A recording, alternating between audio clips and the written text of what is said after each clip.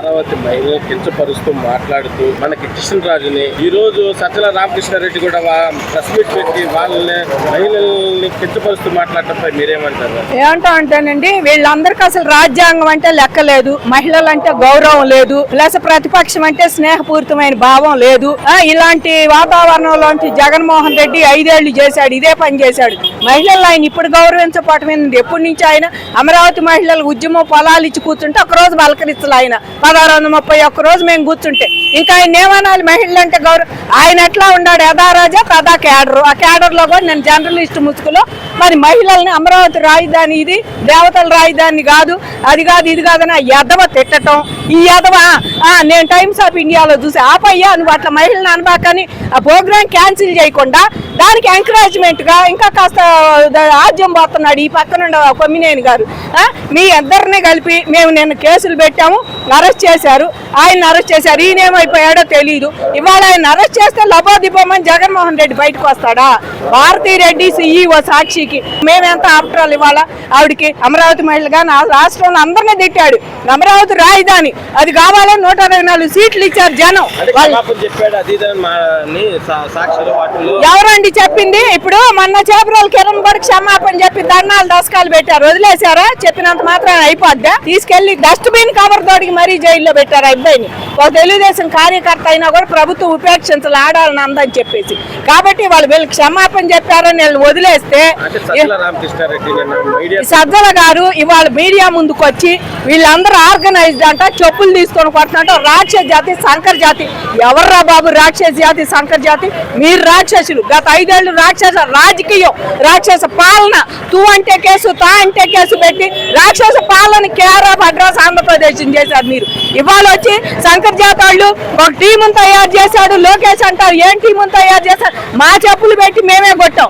మీరు గవర్నమెంట్ డబ్బులు పెట్టి సిద్ధం అనే ప్రోగ్రామ్ పెట్టి చేతికి బాక్సింగ్ గ్లౌజులు తెచ్చి గవర్నమెంట్ డబ్బులు పెట్టి కొట్టి ఫోటోలతో కొట్టారు. మీరే కొడుకులు అనాలి, మిమ్మల్ని ఏ జాతీయులు అనాలి? శంకరవాడు ఇప్పుడు బెయిల్ మీద బయటకు వచ్చావు, సిగ్గు సారం లేదు నీకు. బెయిల్ మీద బయటకు వచ్చేటట్టు మాటలు మాట్లాడుతున్నాడు. నీ కొడుకు జైల్లో, నువ్వు జైల్లో. మీరు శంకర్ జాతీయులు కాబట్టి ఆ రకంగా జైలు పోతున్నారు. ఇంకా సిగ్గు లేకుండా మహిళలను అంటే వాడిని వెనకేసు రాకుండా మహిళలు నువ్వు కూడా తిడతావు. వాడు అన్న మాటకి నువ్వు అన్న మాట తేడా ఏముందండి? వాడే వ్యభిచారులు, రాజకీయ సెక్స్ వర్కర్లు, ఎయిడ్స్ పేషెంట్లు అన్నాడు. అంటే మా పిల్లలకి ఆ చుట్టుపక్కల వాళ్ళు పిల్లనిస్తారా? ఎవరన్నా ఆడపిల్లలు పెళ్లి అయితే మా పిల్లలకి పిల్లనిస్తారా? వీళ్ళందరూ ఇదే కావాలి అనుకోరా? మళ్ళీ అడగరా మమ్మల్ని? వీళ్ళు ఇలాంటి వార్తలు అమరావతి అభివృద్ధి పథం వైపు దూసుకుపోయేటప్పుడు అండి శాంతి భద్రతలకు ఎగాతం కలిగించాలి, అమరావతి అభివృద్ధి కూడా అడ్డుపడాలి. రేపు తల్లికి వందనం వేస్తున్నాడు చంద్రబాబు గారు. 2 పిల్లలు ఎంతమంది ఉంటే అంతమందికి అన్నాడు. నువ్వు ఎంతమందికి ఉంటే అంతమంది కానీ ఒక్కరికే వేసావు. ఇవాళ ఎంతమంది ఉంటే అంతమంది అని చంద్రబాబు వేస్తున్నాడు. కాబట్టి వీళ్ళందరూ కూడా రేపు ఇవన్నిటిని కూడా మసిపూసి మారేడుగా చేయాలి. ఇవన్నీ బయటికి రాకుండా ఉండాలి.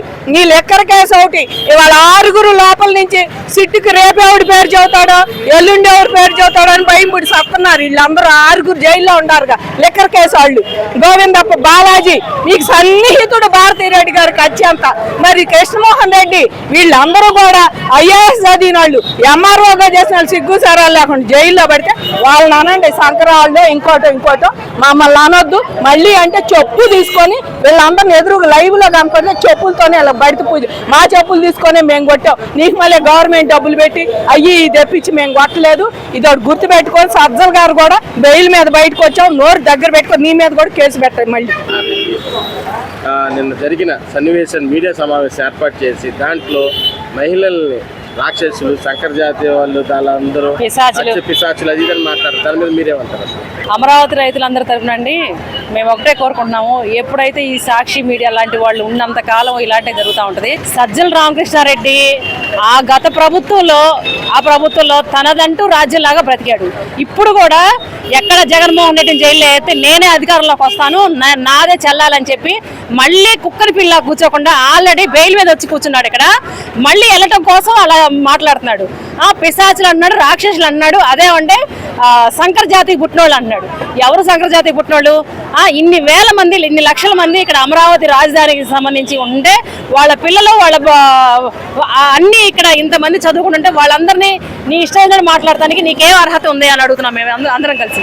ఒకటే చెప్తున్నాం అంటే వాళ్ళు మేము శంకర్ జాతికి పుట్టినోళ్ళు అంటున్నారు కదా, మరి ఆయన దేనికి పుట్టినోళ్ళు?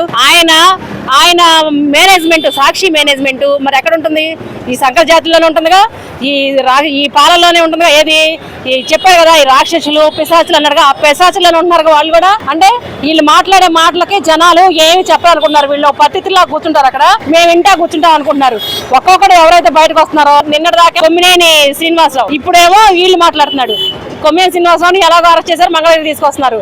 రేపు ఎవరైతే ఉన్నారో కాదు మాఫింగ్ చేసి తీసుకొచ్చారు, వీడియో చిన్న ముక్కే పెట్టారు, అది ఇదని వైసీపీ వాళ్ళు మాట్లాడుతున్నారు.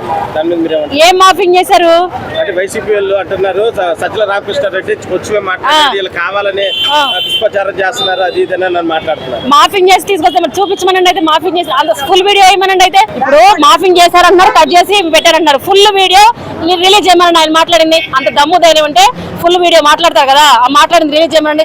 ఎక్కడ ఉందో మేము చూస్తాం కదా, ఆల్రెడీ రాష్ట్రం మొత్తం చూస్తుంది, రాష్ట్రం మొత్తం విన్నది చెవులతో. ఇంక ఈయనేమి కలుపుకోవడానికి ఎక్కడ ఏం లేదు, అందరు వింటున్నారు, అందరు చూస్తున్నారు. చూడకుండా మాట్లాడే వాళ్ళు ఎవరు లేరండి, వాపింగ్ చేయలేదు, ఏం లేదండి. జనాలు అంత పిచ్చోళ్ళు కాదు మాట్లాడే వాళ్ళు. మేము అందరి తరఫున మాట్లాడుతున్నామండి. అందరూ రాష్ట్ర వ్యాప్తంగా అమరావతి రాజధాని, ఏకైక రాజధాని కావాలని, దేవతల రాజధాని అని చెప్పి మేము ప్రతి ఒక్కళ్ళు శ్లోక రూపంలో మాట్లాడేవాళ్ళు. అలాంటి దేవతల రాజధాని అవమానించాడు, ఆశ్రయించాడు. అలాంటి దేవతల రాజధాని మళ్ళీ పవిత్రంగా చేసే వరకు మేము మా పోరాటం ఆగదండి.